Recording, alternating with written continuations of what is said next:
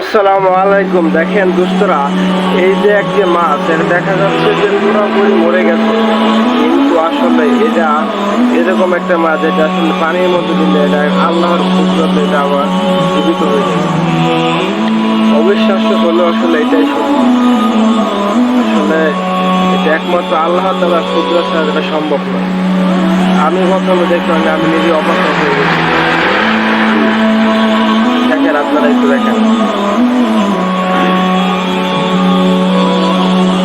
আসলে আল্লাহ পাক চাইলে কি না সম্ভব, আল্লাহ পাক চাইলে আসলে সবকিছু সম্ভব।